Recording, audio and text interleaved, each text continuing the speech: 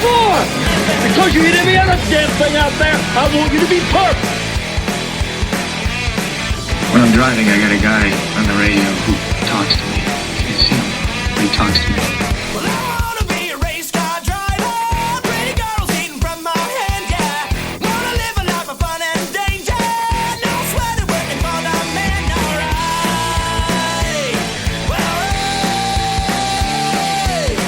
I wanna be a firefighter. Cool-headed when the heat is on, yeah. Save my baby from the burning building. Take her home and put the sprinklers on, alright. No, he didn't slam you, he didn't bump you, he didn't nudge you, he rubbed you. And rubbing, son, is racing. Hey, race fans, welcome to the Hoobazoo Radio Network and welcome to the Drafting the Circus program. My name is Frank Santoroski. I'll be your next host as we talk about this past weekend in racing and preview next week. Joining me in the studio, Seth, Eggert, Richard Youden, Luis Torres. Guys, how we doing? Doing well. Good, thank you. Doing All pretty right, so after, months and months of an occasional race here and there, we finally had all the major series in action on the same weekend. Some of them at the same track. So very, very exciting 4th of July weekend. Lots of race action to talk about. But before we get into that, a big news story that broke today. Fernando Alonso, who likes to have his name in the news, for lack of a better word, is set to sign with Renault for next year is the hot rumor. It's not 100% confirmed, but everything is leaning that way. And this is the same guy who said, I'm not going to come back to Formula One unless I have a chance at being World Drivers' Champion. And, well, conventional wisdom would tell you that Renault's seat ain't it. So I know now, Louise, I know you wanted to chime in on Alonso and his 2021 plans. Yeah, it makes you wonder what kind of decision-making is it that you see Alonso going back to a third stint at Renault. And yes, it is going to be a third stint in Renault once this becomes official. And at the same time, you got to look at him probably establishing Ocon a bit. Should Ocon stick around in 2021? Because you're obviously going to lose Daniel Ricciardo, who's going to McLaren. Renault is in a weird spot right now. And one person told me in particular, what does this mean for the junior formula program, where they're kind of in the rocks, kind of like with Red Bull with some of their junior formula kids, as far as where are they going to end up if the main coveted prize, which is to be an F1 team for that particular program, is being taken by a former world champion that's been on and off racing elsewhere and not shown strong results in the latter part of his career. Ocon is contracted for next year, so Renault have their driver lineup sealed for 2021. Now, Alonso is going to sign. Yeah. I think it'll be good for Ocon's part to get somebody that has won a world championship compared to when he was running for the then known Force India with Sergio Perez, who has shown flashes of brilliance. But you're talking about a former world champion with a lot of Perez is Perez is at the sort of middle top of the B category of drivers, I think, isn't he? Yeah, for sure. That's no disrespect to him. Goodness me, he's but he's not in a Verstappen, Hamilton league, for want of a better word, Leclerc league. So he's doing a solid job. I think Alonso's basically taking a bit of a Hail Mary on this, is to see what happens in 2022 when the new regulations come out. At the time, he'll be 40 going into that season, finishing that season at 41. So he's certainly, he's not going to be young, but I think he does a lot of fitness training. He works out very hard. He's like all the drivers do. So I don't think age is going to be an issue for him. I'm a little bit surprised you'd have thought, ideally looking back on it, he would have retired when he left Ferrari and then come back, 2 or 3 years ago, rather than having those 4 years at McLaren where they sort of looked like a fish out of water. So it's an interesting move. It's great for the sport, I think, from a, from a viewership standpoint, if Vettel doesn't come back. and a romance sort of standpoint. It's always good to have those marquee names in the sport too. You know. And the drivers' market is still up in the air a little bit. Neither Hamilton or Bottas signed for Mercedes next year. And Vettel's still out there. Red Bull only have Verstappen signed for next year. AlphaTauri don't have any drivers confirmed, which is not unusual, but they've got their own pool to pick from. And I mean, there's a potential. There's another Williams. I imagine that Latifi will stay there though, as his father's rumored to be about to invest quite heavily in the team. So, there's 3 or 4. I'd say there's 2 main seats still available. I think Hamilton is going to re-sign at Mercedes. Are they going to re-sign Bottas? Because Bottas has turned around and said he doesn't want another 1-year extension. He says, if I get a new deal, it's going to be a 2 or 3 year deal because I don't want that constant mid-season. Now, this year obviously is a bit of an unusual one with the timing of it, but he doesn't want that, mid-season pressure on him, which is where he thinks it's affected him in the past. He wants his 2-year, 3-year contract. Yeah, you can't blame the guy for wanting. No, of course not. Can't blame him at all. Maybe that is a lot of pressure on being a year to year.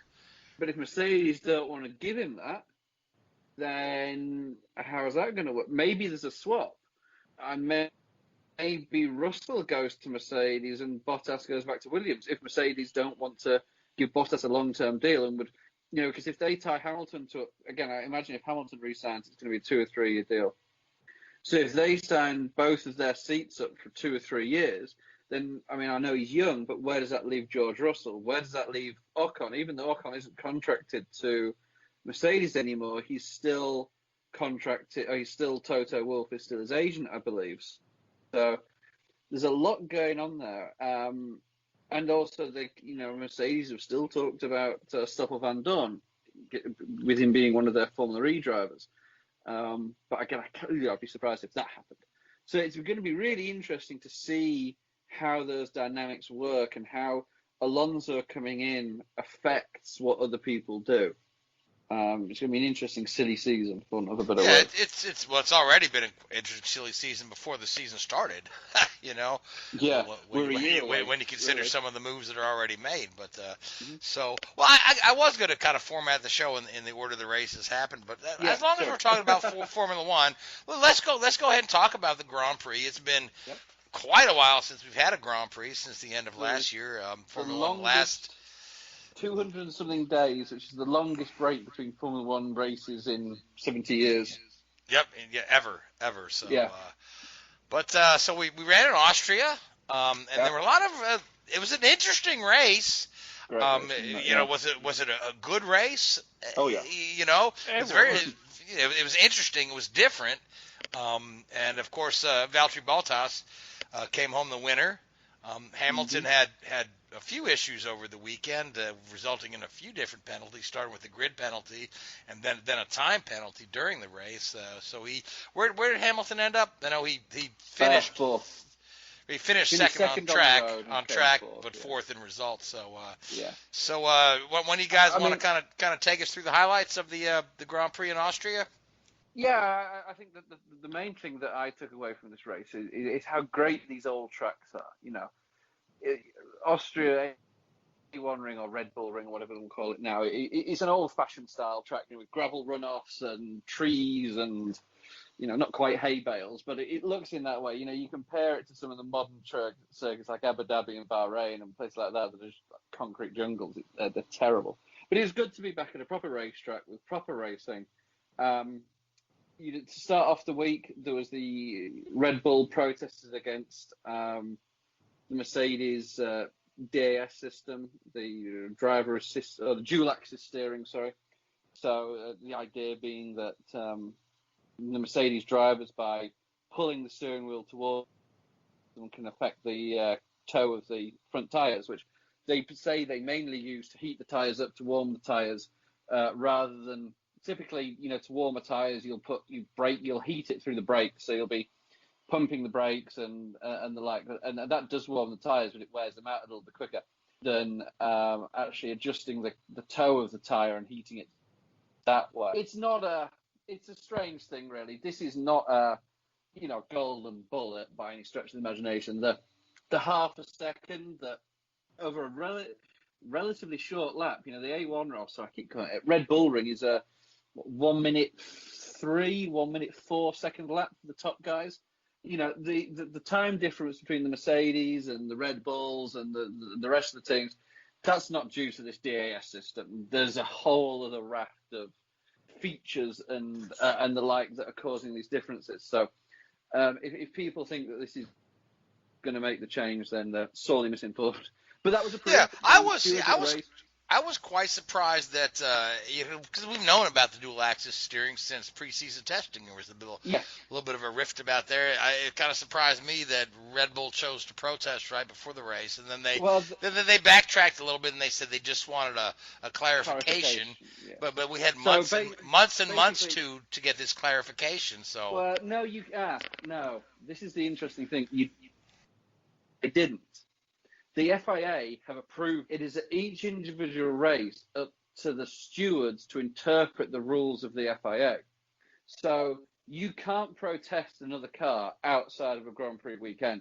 You can only protest a car's legality at a race. So the stewards will go through, and as long as it passes by the letter of the law, then they have to allow it. But then what can happen is a team such as Red Bull did here said, well, hang on, what does it really mean? What do the rules really say? Is this verbiage interpreted correctly? That's what Red Bull were doing. So they couldn't have done it at any other opportunity. And okay, that makes sense. Thank you. Yeah. So Mercedes is, have been doing this for the last 2 years and have been in consultation with the FIA throughout the whole development process. So it's all, there is this very grey way that rules are interpreted in Formula One, and it is up to the stewards at each race weekend. But once a set of stewards have made a decision, then that is, they can't keep going every weekend to eventually find some stewards that will approve, will change their mind. So it's locked in now. That system is legal for the rest of the year. The rumours are the reason why Red Bull asked for, and typically you ask for clarification because you develop. There's rumours that Red Bull have their own system, which will be fitted on the car this week for the second Australian Grand Prix. But, a lot of it did follow what we saw during pre-season testing, even though that was 100 and something days ago. Ferrari were poor. Ferrari were very, very poor. Vettel even missed out on Q3 on pace, not an accident or a mechanical failure or some other set of circumstances. That Ferrari did not get into Q3 purely on pace, which is unheard of. I heard that they were as much as 0.7 of a second slower than the Mercedes on the straights. And Vettel struggled on race pace, beating guys that he should be beating. Partly we don't know what damage he got in that first or second corner incident with Carlos Sainz. Oh yeah, when he got spun, but true. But I saw some numbers that all of the Honda, Mercedes, and Renault powered teams were more than 1% relatively faster than they were at the first race of last season in comparison to the leaders. All of the Ferrari engine teams lost ground as a percentage. Whatever they had going on with that engine last year, post where was it? Well, the last race before the US Grand Prix in Austin, because that was when they suddenly went from being faster than Mercedes to, they lost half a second a lap, if not more, with that engine clarification. And then this whole, the FIA investigated it and they found some, issues, and Ferrari have agreed that we're not going to release the findings. That's really, really fishy. Something happened there. And this weekend just backed it up. Whatever Ferrari were doing with their engine, whether it was oil burning or they'd found a way around the fuel flow sensor, which was the rumour, whatever the FIA found and have subsequently banned, even though supposedly Ferrari weren't doing anything illegal, has had a huge impact on the performance of that Ferrari engine. And, there's no wonder that Mercedes and Red Bull and people like that are still saying, look, we want to know what happened, and the FIA aren't telling them. Very, very strange. Very, very strange. Very, very strange. Yeah, but here's an The thing I interesting. can think Here's is that an, the FIA actually approved it. Sorry, no, they may have. approved They may it. have. Yeah. They've so. approved it, and then maybe it was somebody that, I don't know, used to work for the FIA, approved it, and then he left, and they got somebody else, and then this guy's like, whoa, hang on, we can't approve this, but we already have. I don't know. Just to try, I think the FIA are trying to save face, because I think they've probably screwed up here on the legality of that engine. Kind of sounds like it. Either way, Ferrari is behind the curve with everybody else. So, but the interesting thing is this race produced a podium with Bottas, Charles Leclerc, and Lando Norris. And oddly enough, in the 70-year history of Formula One, it's the first time that Mercedes, Ferrari, and McLaren have shared a podium. I find that to be quite an interesting stat. That is amazing. Yeah, That's a very interesting one, yeah. it's I think considering. you may see it more and more over the next few years, though. Well, certainly, yeah. I think McLaren's really up their game, and they're going to be, they're going to be top of the B teams or the midfield. So. Yeah, you would think it would have happened a Racing decade Point ago. probably aren't almost. going to be far off either. So No. Or If I it think it's wasn't, going to be between those two for the fourth place. yeah, I probably. think Ferrari will get it sorted. Ferrari is supposedly fast tracking some of the upgrades which they were going to bring in 2 weeks. They're now going to bring to the second Austria race this coming weekend. So obviously Ferrari are in firefight mode, understandably. Right. And the Haas team along with them. The Haas team just looked lost. It's the typical season opener for Haas. Honestly, they always have something go wrong. Well, but you also think how fast they were in Austria last year. I mean, again, Ferrari engine probably has a big chunk of that differential there. But I think Magnussen qualified like 6th there last year or something. He had a great qualifying session in Austria. So Haas are struggling a little bit. Well, the Haas drivers are looking at the Williams cars, so I wish I could drive that. I mean, I know. Obviously, I've got a soft spot for those guys, but I was really impressed with both of the drivers. George Russell throughout the weekend into qualifying, he was like 7,000ths of a second making it through to Q2 on pace, and he made a couple of little mistakes on that flying lap. Although everybody, I'm sure, can say that. But then, Latifi started off with a difficult weekend. He did spin in turn 1 in FP3, and then they had to do a bit of a rebuild job to get it into qualifying. So probably unsurprisingly, he did finish bottom of the qualifying pile there. But the guy had a great race, stayed out of trouble, didn't do anything stupid, and almost nicked a point there at the end. Purely through everybody else's. He finished 11th. But yeah, just missed the points. Yeah, you got to. The saying is to finish first you must finish, but for Williams to finish 10th, first you must finish. But he did what he had to do, and you got to give the kid credit there. I think he would have probably been very nervous going into the race. He looked a little bit out of his depth, but then suddenly to turn it on in the race or have a solid race like that, huge amount of kudos to the guy there. It was fascinating to see Hamilton in a way, because all weekend Hamilton looked quick. Free practice 1 and 2 and 3. I think he topped all three free practice sessions. And then coming to the qualifying, I don't know if Valtteri turned it on to get pole, but Hamilton just looked out. He wasn't in that flow, and it looked a bit scrappy. And then of course there was the incident where Valtteri set his fastest lap early on in Q3, and then Hamilton went out and was behind Bottas. Bottas ran wide through the gravel. Yellow flags came out, and Hamilton subsequently got the 3-place penalty for failing to slow under yellow flags. It still wouldn't have given him pole, even if he, because he didn't lift and, still came second. So, Hamilton just didn't look on it during the, during qualifying. In the race, I mean, he was, he worked up to second, but you'd have expected him from third to get past, the McLaren and the Racing Point pretty quickly, which he did.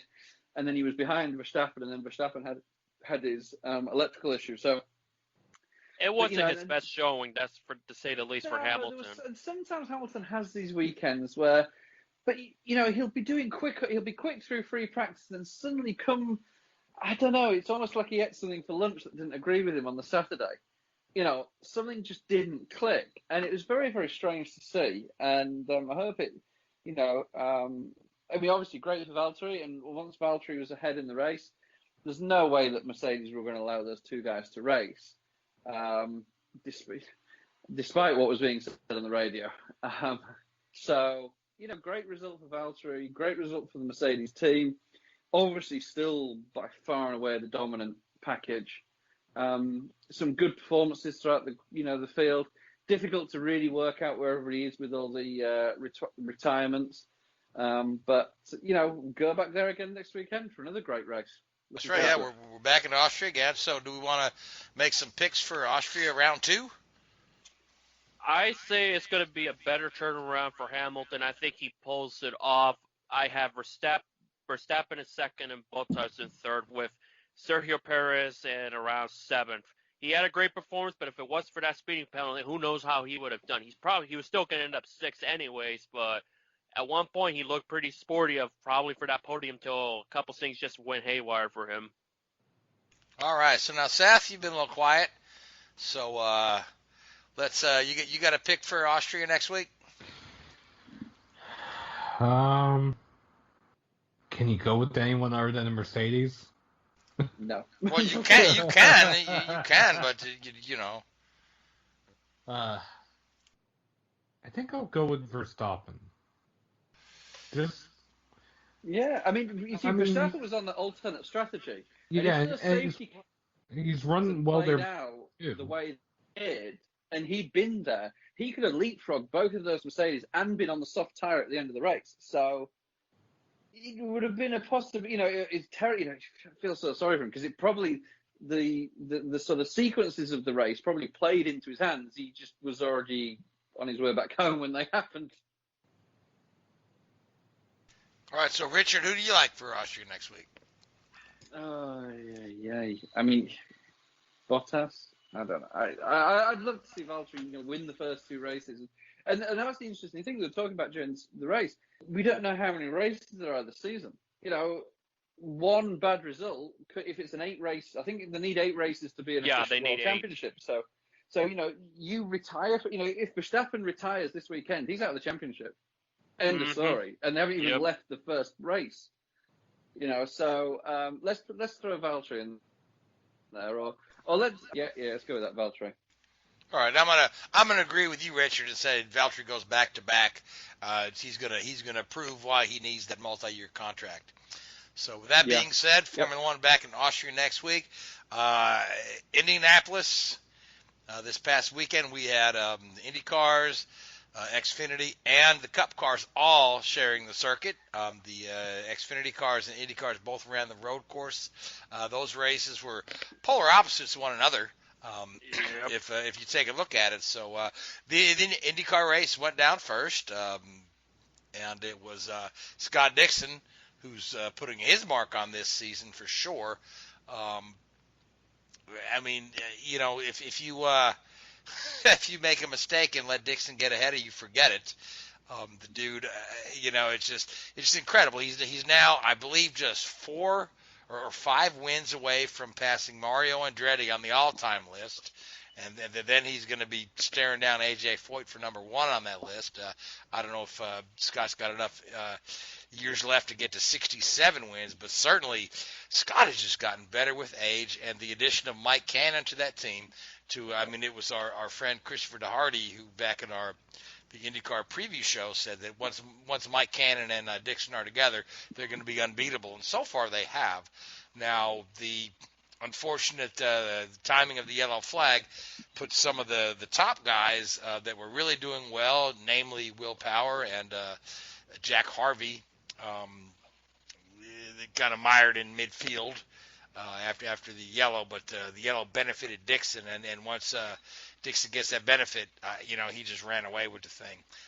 Graham Rahal was attempting a 2-stop strategy that should have worked out really well for him, but the yellow obviously ruined his strategy as well. Now, Louise, I know you followed this race quite closely. What are your thoughts coming out of the IndyCar Grand Prix? Well, to say that, speaking of that caution, that is definitely the case for Graham Rahal. The caution for Oliver Askew, which was the only incident of the race, as well, that plummeted him from being top 10 in points to already 18th, while Rinus VeeKay had a top 5. A polar opposite from his horrendous debut race at Texas. I'm not going to sugarcoat it. It was pretty horrendous on his part. But overall, it's at this point, you're looking at Scott Dixon as the guy to beat. As a matter of fact, should Dixon win Saturday, he'd be the first driver to go 3-0 since Sebastian Bourdais did it in 06. And he sweep Road America. I know I'm a little bit ahead of us. Anything can happen with IndyCar, especially with a year ago. I'll mention one driver of note regarding that circuit. He would be the third to do so since Bourdais, because he started off 4-0 in 06, and AJ Foy, who started 7-0 in 64. And the way things are going, if strategy and certain yellows fall in a certain way, it's going to benefit Dixon. And I think right now you got to beat him. And who knows about IndyCar season as well? Things could change. But right now, I'm looking at Alexander Rossi, who I believe I said he was my championship pick. He's not looking good right now. They're in a bad skid with the ECU problem in Texas. And then with Indy, they just were off, period. It seemed like the whole Andretti team, save for Colton Herta, was just off. You know, I mean, Holton. Yeah, I mean, Herta was there. Herta made the top 6. He was there. He had a decent finish, but the rest of the Andretti team was just kind of nowhere to be found. You know, which is odd. And this is 2 races in a row for Rossi and for Hunter Ray, both where they're just nowhere to be found. And these guys should be top contenders. You know, and yet Dixon is putting his stamp on this thing.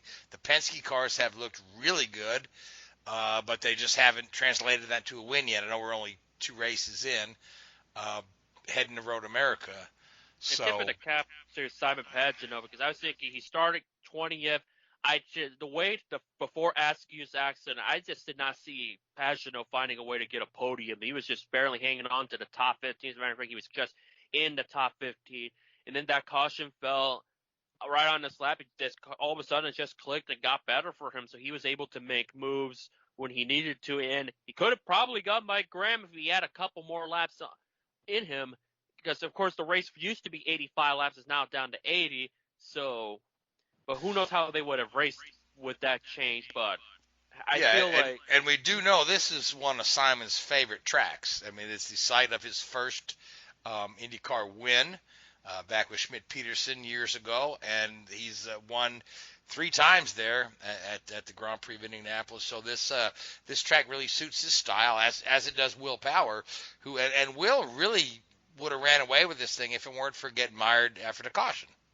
Yep, and the shot of 4 wins and also be 4 for 4 from starting on the pole was gone, and they had a pit problem, which last year there's been a trend every now and then. The power pit road had not been kind to him when it comes to stalling his car or a lengthy stop. So some old demons kind of came back, which is unfortunate for Wells. But going into Road America, I feel like if anybody that could beat Dixon, and if there's one that has to deliver for sure, that is Rossi. If he does not deliver, we're looking similar with Verstappen. The championship quest is going to be out of hands for him.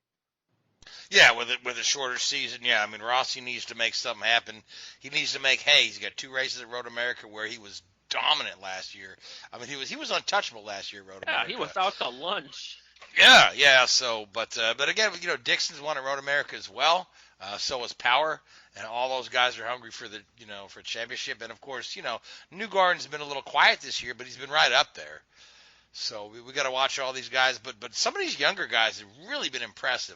Spencer Pigot had a great run in Indianapolis. That was a bum deal for him. Yeah, bum deal for him. Yeah, and that's Indy. No, yeah, but Askew was really good in qualifying, and he's shown the potential of that team. You know, a lot of people are hoping for McLaren to fail because they're still upset about the Hinchcliffe thing. So, Or but the 500 D disaster as well. yeah. So, but to go to Road America, I mean, Road America is an interesting circuit. It's one of my favorite tracks on the calendar. It has produced several first-time winners. Hector Rabaque, Jacques Villeneuve, the other Jacques Villeneuve, Dario Franchitti, Bruno Junqueira, Alex Tagliani, Christian Fittipaldi. All these guys won their first race at Road America. And when you look at the depth of talent with these young guys, we could certainly see a first-time winner, particularly that we've got 2 shots at it. Oh, most certainly. And sometimes those double headers tend to favor guys who haven't won. I even look back at Houston or even Belle Isle. You'll have those every now and then. Look at Carlos Huertas. That was for weather related, but you never know when it comes to those double Carlos headers. Munoz won his first race in Detroit. Again, weather related. Yeah, but there's always something to keep an eye on and see if that weird trend continues at Road America. Not just that, at Iowa. So if there's if there's part of the season where you'll see a first-time winner, I would not be surprised if it happens within the span of this week or next week. All right, so Louise, you get to pick first. Pick 2 winners for Road America, or 1 guy to sweep. Let's see. Race number 1, I feel like it's going to go to Pagano, and race number 2, I think Colton Herta will put the pieces together from a year ago, not have any. Because I was looking at the race from a year ago because that fell as so known, so I didn't fully see it as it happened. Herta could have probably had a good shot had he polished some things then and there, but now with a year under his belt, I think Herta will win the second one. Pagano the first. All right, now Richard. Rossi and Power. Okay, and Seth. Newgarden and Dixon. All right, and I'm going to say Dixon for race 1, and I'm going to go out on a huge limb and say Pato for race 2. So, being a Hispanic, I don't know if that moment happens. I think I'll probably be jumping out of my chair because here's the thing, being a Hispanic, I've never seen a greater moment for being a Hispanic to see a driver win. Obviously, with Perez, I feel like we're never going to see it, but with Pato, it'll be interesting. Just saying. oh man, the dude's got plenty of talent, and I think that team is better than people think. They certainly had a nice showing at Indy, and even though it didn't manifest itself in a fantastic result, they certainly proved that they belong there on the grid. So now, Seth, the Xfinity race was the polar opposite of the IndyCar race with Dixon pulling out a 20-second lead. We had 4 or 5 guys beating and banging in the final laps. Yeah, the Xfinity race was, and I'm not trying to make a dig at IndyCar, but the Xfinity race was actually exciting. You had Briscoe, Justin Haley, Noah Gragson, and A.J. Allmendinger, and Austin Cindric battling it out over the course of the final 10 laps in a 10-lap shootout, essentially, because of a late race caution. And for a while, it looked like it was Briscoe's win. Then he missed, I think it was turn 7, fell behind both Cindric and Allmendinger, and on the next lap, with 2 to go, he made a 3-wide move on the inside going into turn 1 that brought everybody back together, and it, to a certain point, it was just a slam fest between them. But at the same time, to see the stock cars going around that road course was an exciting race to watch. You know, I've said it before, and I'll say it again. The Xfinity guys, when they get on a road course, put on a heck of a show. They always do. It's always entertaining to watch, you know, whether it be at Mid-Ohio Road America or Canadian Tire Park with the trucks, and now the Indianapolis road course. I mean, these guys just, on a road course, it's so much fun to watch. Yeah, it can't miss TV when you put what I consider the Indy road course an F1 track. The only difference is now they have that darn chicane at turns 13 and 14, but they always tend to do phenomenal shows at those long road courses where people thinking they're gonna like for Road America. I don't think some felt that a 4-mile road course is going to bring some excitement. Look what it's done. It's been the polar opposite. Yeah, so some days I just wish Xfinity would add about 5 more road courses because, honestly, that's a series that needs more eyes on it. Well, and unfortunately this year with the pandemic, some of the road courses might not take place. They still haven't announced whether they're going to reschedule Mid-Ohio, Road America. Watkins Glen is in danger of not happening due to the quarantine restrictions and might get replaced supposedly with the Daytona road course. So we might see a pretty big shuffling of the schedule. I know Road Atlanta is also in play, as is Sebring, since they're both NASCAR owned. So we might see even some new tracks on the schedule that I don't think were ever intended for a stock car. If I Sebring think somehow happens, I think Road Atlanta would be a fine track for the Xfinity cars. They've hosted a Trans Am, The in Busch the past, Series and Busch Series the ran Busch there, yeah. Series- Yeah, in the late 80s. yeah, they've run there before. But as I was saying about Sebring, if they've run there, boy, I tell you what, they're gonna have to have a durable car for that one. That is for sure. That's what I was saying. As far as I don't know if that was ever intended for a stock car. Well, not with Yeah, the oh yeah, current yeah. road Sebring and Road Atlanta are two different beasts entirely. So now Richard, you've worked in Xfinity some, and what were your thoughts about this race at Indy? I mean, this is the first time we had a stock cars at the road course at Indy. I felt like just watching the race is a pretty slam dunk as far as entertainment value was concerned. But what are your thoughts coming out? I thought it was a good race, wasn't it? The only thing that sort of left a bit of a bitter taste in us was that silly, like, who got that penalty? It wasn't Cindric. Austin Cindric got that penalty when he was being pushed. That was a bit. I don't know about that. The problem is, yes, he was being pushed. If he hadn't have launched, he wouldn't have gotten a penalty. If Riley Herbst just kept pushing him the entire way, it would have been a non-factor. But because he did launch, that's what the penalty was for. True. No, I'm with you. But no, I thought it was a a good race, and everybody sort of like what was it? Chase Briscoe said at the start of the year, how many races do you have to win? 8 or 9, and what's he up to now? 5. Yeah, so everybody's like, oh yeah, that's not going to happen. Oh, yeah. Well, that will happen, especially when you consider the 98 team that he's driving for this year was Cole Custer's 00 last year. So, and I think Custer won 4 or 5 races last year as well. So it's not that much of a surprise. No, if you think about it. Yeah, I think it was the whole statement that he made. It's like, okay. All right, so Xfinity is off next to Kentucky. Along with 2 races. 2 races, right? Along with the trucks. I think the trucks are running 2 races as well, correct? No, trucks are running 1. I think 1. And on Saturday. Yeah, along with ARCA and Cup. Oh, ARCA, okay, yeah, because I had read a communication from the Speedway that said they had 5 races this weekend. So yeah, ARCA's the other one. All right, I gotcha. Again, no fans. And that was the bummer about the whole Brickyard weekend, because that would have been, with all those races going on in the different series, would have been nice to have fans there. But I guess we're slated for fans at Bristol for the All-Star race. Are there any other plans to have some fans at some races coming up? New Hampshire? New Hampshire. Okay. I believe New Hampshire is 35% capacity. I want to say that's the number I read. And I know Bristol is 30% capacity or something like that.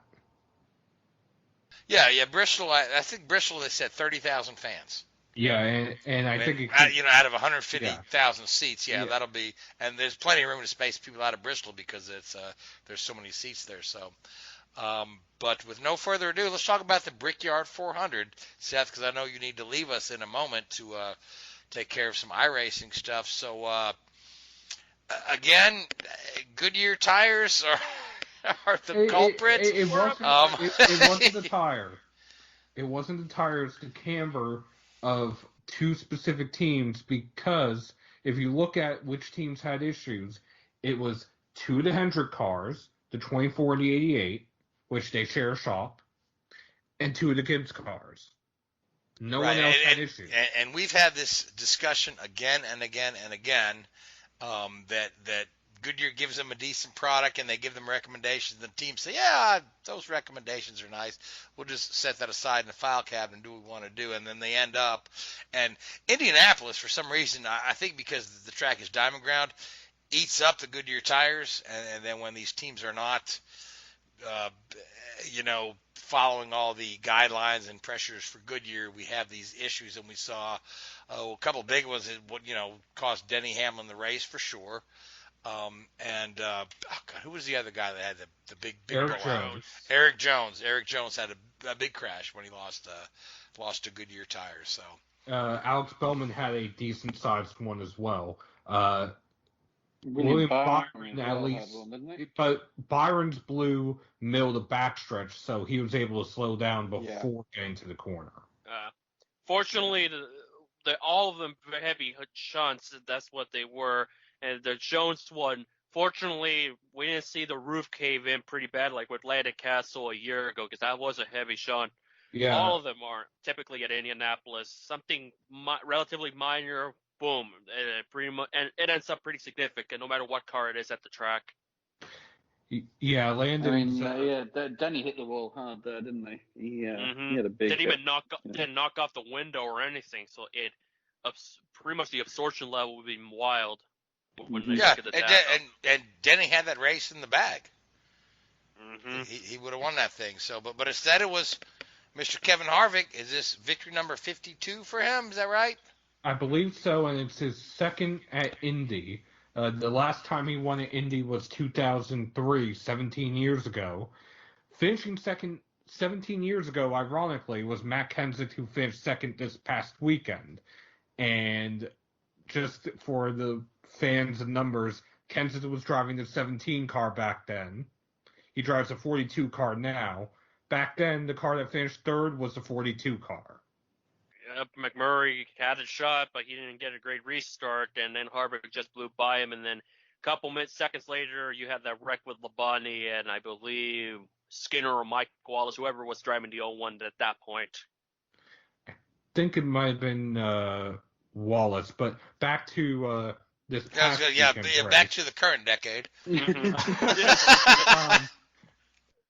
The other thing is, I believe this also is the second track that Harvick has won in 3 separate decades in one way, shape, or form. Because I think he won an IROC race or something in the 2010s at Indy. I forget what it was. But going back to, not IROC, Xfinity. Sorry. He did one a year ago. He won last year as well, Harvick, so that's 3. I was going to mention that. Okay, so there you go. Harvick's going back to back at the Brickyard the last 2 years. So, but it seems to me, as I watching this, it seems to me that the H guys, Hamlin and Harvick, are going to be the guys to beat down the line. Again, we've talked about Kyle Busch. He finished in the top 10, but he was just kind of just there. It's not a factor, that's all. Yeah, it was not a factor, but he was there. He wasn't as off as he was at some of the other races. So, but yeah, Harvick and Hamlick seem to be the 2 strongest cars week in, week out. To quote a friend who's working on a story right now, it's the big 2 and who. The big 2 and who? As in who is going to join them at, I was about to say Homestead, I should say Phoenix. But where we had the big 3 and me, as in Joey Logano a few years ago, it almost feels like it's a similar story, but it's more focused on Harvick and Hamlin. Maybe Chase Elliott, because he is there at times, and then at other times, like this past weekend after the green flag pit stops, the caution, I believe, for Bowman, they called Chase back to pit road forgetting he had just pitted. That they forgot he just pitted? They forgot he had just pitted. I don't know. I don't know. Hate it when Sound that like somebody got them Coronas. Come when you go with the big two and who, otherwise- I mean, you got to look at both the Penske guys have been good. All three of the Penske guys have been good, but the top two guys, Joey and Brad, have certainly been quite strong this year. They both won races. They're certainly going to be out there. Truex has not been far off. He's won this year, so that's another guy who might be there in that top four. So Blaney as well should they get more wins under their belt. And speaking of Blaney, I do want to touch on this real quick before I have to leave for other commitments. Blaney was involved, or at least his crew was involved in an incident on pit road during the competition caution early in the race. Michael McDowell had slowed to get into his pit stall early as the entire field was on pit road, and 7 cars crashed on pit road with Brennan Poole clipping the right rear tire, the rear tire changer, Zach Price, on Blaney's crew. Oh, he didn't really clip him. He wiped him out. yeah, that was a very scary incident. It sure was. It was I scary watched. and frustrating at the fact, and I'll mention more about that in a sec. All right, now Seth, I know you need to run, but go ahead and make your pick for Kentucky Cup winner. Kyle Busch. Okay, Kyle Busch is going to come back at it. All right, Seth, appreciate you joining us. I know you got to run and take care of your iRace you're covering tonight. So tell us real quick about the race you're covering tonight. Is the iRacing Road to Pro Series, which will help determine the Coca-Cola Series next year. All right, well, fantastic. Have a great time, Seth. Thanks for joining us. I know that your time was limited, and I really appreciate you giving the time to us like you do week in and week out. Now, Richard, who do you like for Cup in Kentucky? I mean, it's one or two guys, isn't it? Although let's throw a curve into it. Let's Alex Bowman. Oh, Okay, that is a curve, yeah. So now, Louise, what do you think about Kentucky? I was gonna mention Alex Bowman. I was thinking also as well, but I feel like this time around it's gonna be an Eric Jones winning that one, barring reliability. This is the thing. It's gonna be hot and warm. It's gonna be a daytime. Fingers crossed, no weather problems this time on Sunday. Oh, I live in Kentucky. There'll be a shower in the middle of the race. Of course, it would be. but it'll be a short one. It'll dry up quickly. You know what I mean? In Kentucky, if you don't like the weather, you just wait 15 minutes. That's kind of how it works. So yeah, there's probably going to be a shower there. I'm going to go with Logano. He's had some good runs at Kentucky. Keselowski's won a couple times there, but for some reason I just want to go with Joey, so we'll go with Joey Logano. So we've got about 18 minutes left in the show, and I know you guys want to talk about the president's tweet and the response stuff. I don't want to talk about. I honestly have no comment on that. I want to add on to the Blaney ordeal. Okay, let's talk about the Blaney ordeal. That's even better, because I don't want to talk about the president's tweet either. Yeah, I like my green card, so we're going to leave it there. Okay, all right, good. Okay, so that's off the table. But yeah, let's talk about Blaney. Louise, you go right ahead.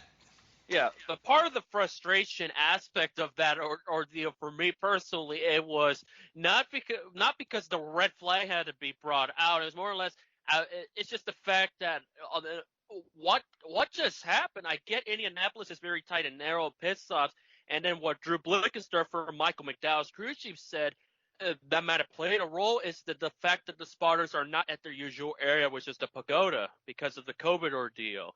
So that put him in a very difficult situation. You saw something like that happen, and the one thing that upset me when I saw the thing unfold, it was like, fortunately he was okay, gave the thumbs up, is smiling, it looks like he's going to have a speedy recovery. It's just the fact that it gave me a very semi-nightmare reminder of what happened to Mike Rich at Atlanta in 1990 when Rudd spun and it killed one of Bill Elliott's crew members. But that was at a time when there was no speed limit. I was worried we're going to see something similar again. I was thinking, Yeah, and that was the impetus to when they first came up with the pit road speed limit.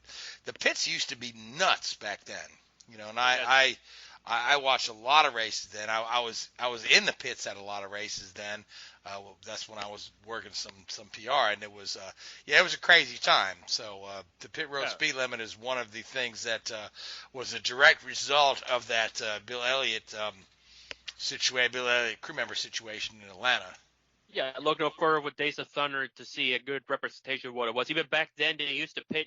Once the caution come out, everybody jumped to the pits immediately. And then you have this cat and mouse game to see how quick can you get out. It was nerve-wracking looking at it, being a very young person.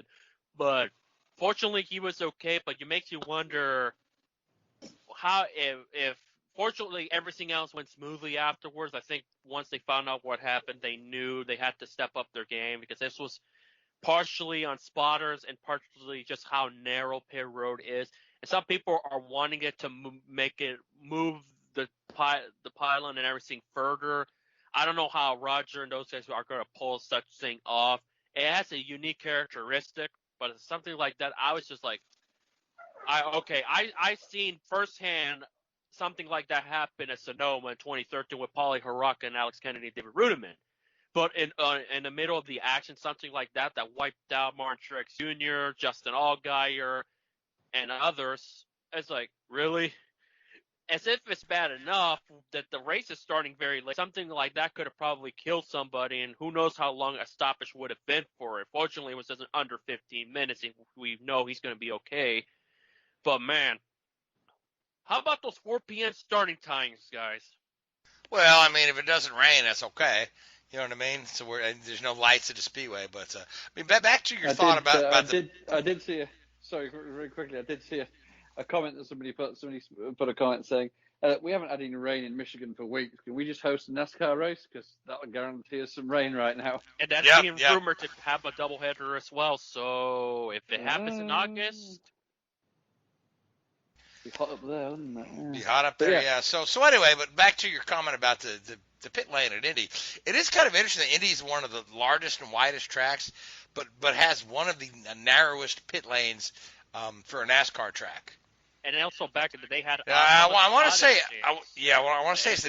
it's the second narrow. I think only Martinsville has a narrower pit lane than Indy, which is odd because Indy's got so wide of a track.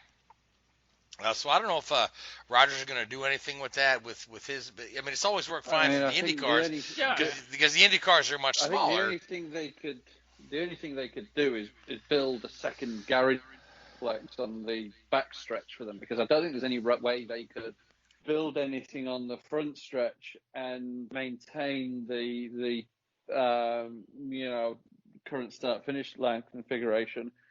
Because from what I can remember, there's between the back of the pit wall and I guess what was used as the garages for the Formula One, back in the Formula One days, there's not that much room there. So they couldn't move the inside of the pit road any further back. So, no, there's, I mean, without doing major tearing stuff up, taking out grandstands and the pagoda, you're not going to do a lot on the front stretch, but literally when they added those Formula One garages, it narrowed the pit lane. And it just, I mean, it is what it is. So you got to tell these guys don't crash into 6 guys on the way in the pits. And I think I know what Roger would rather have racing there if it came to the crunch. Certainly, yeah. So, and speaking of which, the Formula One, as they're still trying to, figure everything out with this season, there's still a lot up in flux for Formula One season. Their schedule is still very fluid, but the thought of the U.S. Grand Prix at Indianapolis keeps coming back up. The garages are still there. The road course circuit is still there. Richard, what odds do you give this of actually happening in 2020? Well, they've already said they're not. Well, they haven't said. I don't think anybody's keen to come to the US right now. End of story. I don't think we'll see a US race this year. I don't think we'll see a Brazil race this year, given the current health situation of the two countries. We may well see Mexico if they've got things under control. I think Canada's already off, isn't it? It's Yeah, postponed for the time Canada's being, gone. Yeah. to my knowledge. Canada's been scrubbed. Oh. I think they would far rather. I just don't think they want to take the risk. I think they'd far rather concentrate on, there's been talk about places like Mugello and Imola hosting races post Monza. I think they'd far rather concentrate their efforts on those events than run the huge, huge risk. At the moment, anyway, who knows what's going to happen, but the trends aren't looking positive, let's put it that way. But No, they what aren't. could be They happening, aren't. and I mean, you'd be looking at September, October time for a race. I think from a who knows what's going to happen, but the logistics and the preparation required to get those events up and running on a given date, you're going to need at least probably 6 to 8 weeks. So, say you're running a race early September, you've probably got 2 or 3 weeks to make that call. And in all fairness, I can't see it changing particularly quickly. So Yeah, I would mean, be especially very, if they're very going to run it, surprised. especially if they're going to run it without fans. Yeah. You might as well just stay over on the other side of the pond, rather Exactly. than risk all the travel and Yeah, it's at this expensive. point, it just feel probably like But realistically, okay. So now, Roger is kind of pushing for this. Hey, we've got this nice Grand Prix circuit here in Indianapolis, and we know Coda's in some trouble, some financial trouble. Yep. And probably funding from the state it was reduced in past years. It may be totally gone going forward. Do you see maybe the U.S. Grand Prix returning in Indianapolis? I think from we used the phrase earlier, didn't we? A romance standpoint, I think it'd be great for it to go back to Indy. In all fairness, there were never great races. It's not the most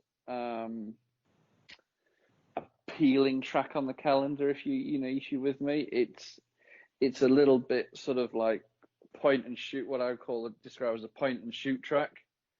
Especially under the current configuration that they've been using for the Indycar series. Personally, I think that Coda is a far better circuit than the Indy GP track. And of course, you're trying to get schedules written for 2021 and 22 and beyond.